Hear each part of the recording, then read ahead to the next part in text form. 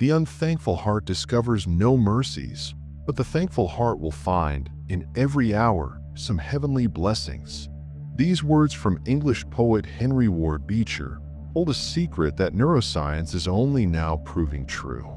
What if I told you that there's a practice so powerful it can literally rewire your brain in just 21 days, shift your entire reality, and open floodgates to abundance you never thought possible? And what if this practice costs absolutely nothing but a few minutes of your time each day? Today we're diving deep into gratitude, not as a simple thank you or polite gesture, but as a fundamental shift in consciousness that can transform every corner of your existence. The ancient Sufi poet Rumi once wrote, "Wear gratitude like a cloak, and it will feed every corner of your life." This isn't merely poetic language. Modern neuroscience has proven that gratitude creates measurable changes in our brain structure, activating regions associated with dopamine production, social bonding, and stress reduction. When we practice gratitude consistently, we're not just changing our thoughts, we're changing our very neural pathways. Understanding the science of gratitude. Dr. Robert Emmons, perhaps the world's leading researcher on gratitude, has spent decades studying its effects. His research, documented in books like Gratitude Works, shows that people who regularly practice gratitude experience 25% more happiness, sleep better, have stronger immune systems, and maintain more satisfying relationships. But here's what's truly remarkable. Gratitude doesn't just make us feel better about what we have, it actually increases our capacity to receive more. Consider the story of Sarah, a single mother I met who was struggling financially.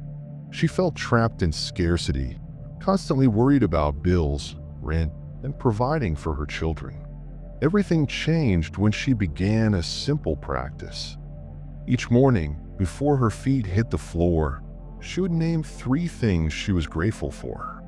At first, it felt forced, almost ridiculous given her circumstances. But she persisted. Within weeks, she noticed something shifting.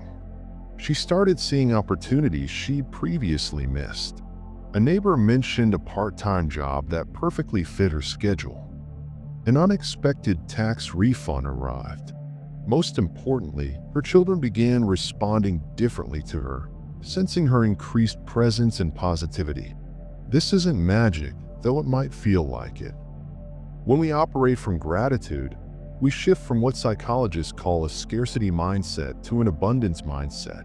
Our brain, which is naturally wired to scan for threats and problems, begins to notice possibilities and resources instead.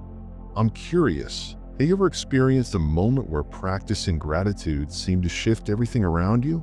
Drop a comment below and share your experience.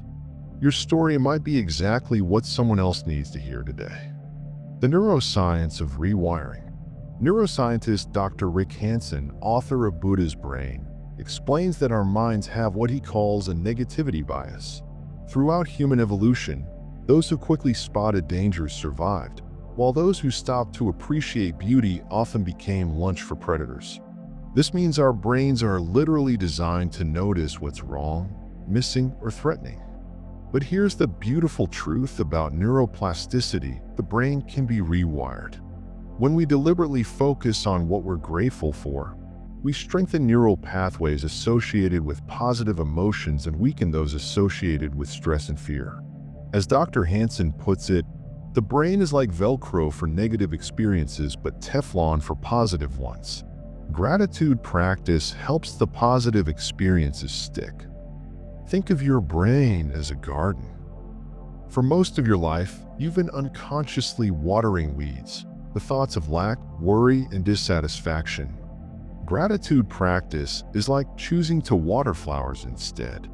At first, the weeds seem stronger because they've had more attention. But with consistent care, the flowers begin to flourish, eventually crowding out the weeds naturally. The abundance connection. The word abundance often gets misunderstood in our culture. It's not about having endless material possessions or wealth, though these may come. True abundance is about recognizing the infinite richness that already exists in your life. As spiritual teacher Eckhart Tolle writes in A New Earth, acknowledging the good that you already have in your life is the foundation for all abundance. When we operate from gratitude, we align ourselves with what ancient wisdom traditions call the flow of the universe. In Taoism, this is known as being in harmony with the Tao. In Hinduism, it's about aligning with Dharma.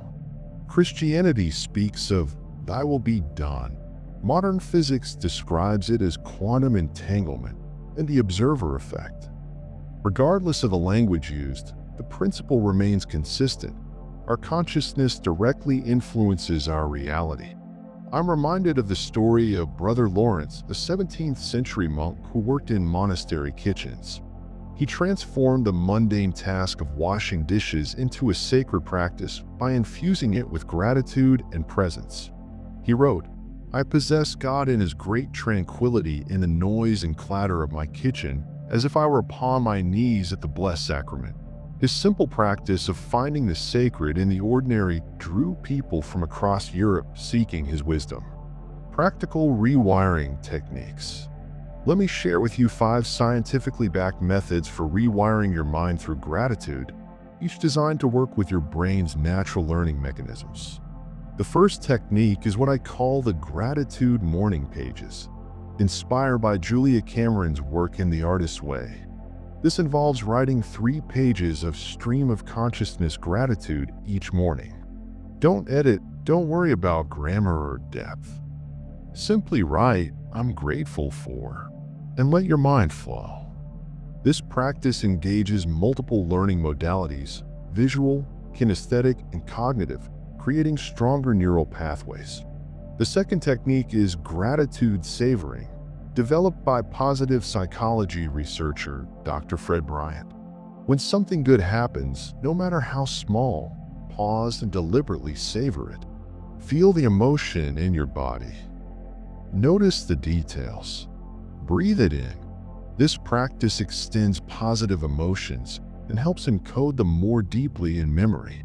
The third approach is Gratitude Journaling Plus, which goes beyond simply listing things you're grateful for. For each item, write why you're grateful and how it makes you feel. Research shows this deeper processing creates more lasting neural changes than surface-level appreciation. The fourth technique involves gratitude letters, as researched by Dr. Martin Seligman. Write a detailed letter to someone who has positively impacted your life. You don't have to send it, though doing so amplifies the benefits. This practice activates regions of the brain associated with social connection and empathy. The fifth method is present moment gratitude, inspired by mindfulness traditions. Throughout your day, pause and find 3 things you can appreciate right now. The warmth of sunlight through a window, the taste of your coffee, the fact that your heart is beating without your conscious effort. This trains your brain to notice abundance in ordinary moments. Overcoming resistance. As you begin this practice, you may encounter internal resistance. Your mind might say, "This is silly," or "I don't have anything to be grateful for," or "This won't work for someone like me." This resistance is normal and actually indicates that change is beginning to occur. Dr. Stephen Hayes, founder of acceptance and commitment therapy, teaches that our minds are reason-giving machines that will create elaborate justifications for avoiding change, even positive change. He suggests acknowledging these thoughts without fighting them. Thank you, mind, for that thought. I hear you, and I'm choosing to practice gratitude anyway. Consider the story of Viktor Frankl, Holocaust survivor and author of Man's Search for Meaning. In the most horrific circumstances imaginable, he discovered that even when everything external was taken away, he could still choose his internal response. He wrote, "Everything can be taken from a man but one thing, the last of human freedoms, the ability to choose one's attitude in any given set of circumstances."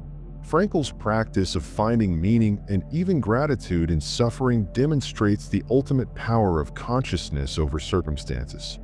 The ripple effect. When you consistently practice gratitude, something remarkable happens. Your energy shifts, and this shift affects everyone around you. Quantum physics tells us that observer affects the observed. Your grateful consciousness literally influences the field of possibilities around you. Dr. Masaru Emoto's water experiments, while controversial in scientific circles, provide a compelling metaphor. When water was exposed to words of gratitude and love, it formed beautiful crystalline structures.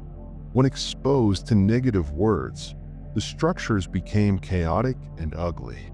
Whether or not you believe in the literal truth of these experiments, they illustrate a profound principle. Our consciousness affects our environment.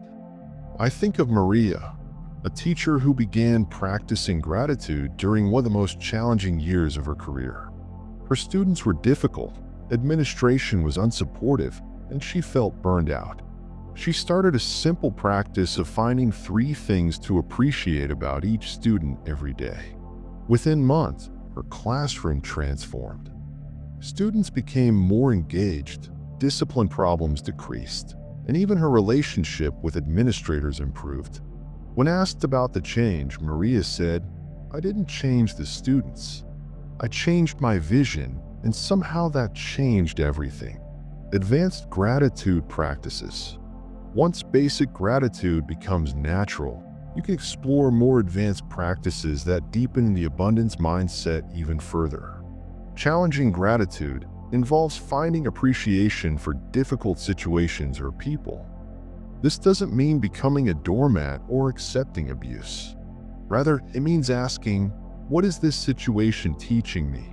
Or how might this challenge be serving my growth? This practice builds resilience and helps you find gifts even in adversity. Future gratitude involves appreciating good things before they manifest. This aligns with the law of attraction principle that feeling grateful for something draws it toward you. You might write, "I'm grateful for the perfect job that's already on its way to me," or "I appreciate the loving relationship that's unfolding in divine timing." Gratitude meditation combines mindfulness with appreciation. Sit quietly and bring to mind something you're grateful for. Feel the emotion fully in your body. Notice how gratitude changes your breathing, your posture, your energy. Let this feeling expand until it fills your entire being, then extend it outward to encompass your immediate environment, your community, and ultimately the entire world. Living in gratitude. The ultimate goal isn't to practice gratitude for 30 minutes in the morning and then forget about it. The goal is to live in a state of gratitude, to make appreciation your default mode of being. When this happens, abundance becomes not something you're seeking, but something you're already experiencing. The 13th century mystic Meister Eckhart wrote, "If the only prayer you ever say in your entire life is thank you, it will be enough." This isn't because gratitude is a magic formula that gets you what you want, though it may feel that way. It's because gratitude reveals the magic that was always there, hidden in plain sight. As we conclude, I invite you to begin where you are with what you have right now. Your breath, your ability to hear these words, the miracle of consciousness itself. These are not small things. They are gateways to infinity, doorways to the abundant universe that's always been available to you. The great spiritual teacher Ram Dass once said, "We're all just walking each other home." Gratitude is the recognition that we're not walking alone, that we're supported by forces both seen and unseen, that the universe itself is conspiring for our highest good. When we live from this understanding, abundance isn't something we achieve. It's something we are. Your journey toward rewiring your mind for abundance begins with a single grateful thought. That thought becomes a feeling. That feeling becomes a habit.